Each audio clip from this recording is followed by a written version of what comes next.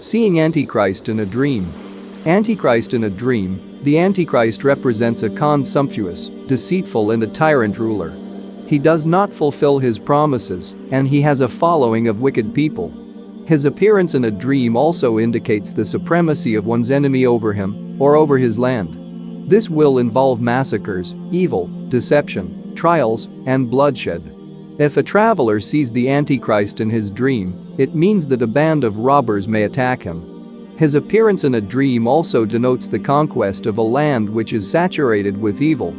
If one becomes the Antichrist or accompanies him in a dream, it means that he will suffer from black magic, sorcery, falsehood, decrepitude, or it could denote that a global disease will appear on earth and cause mass physical defects, destruction, and death.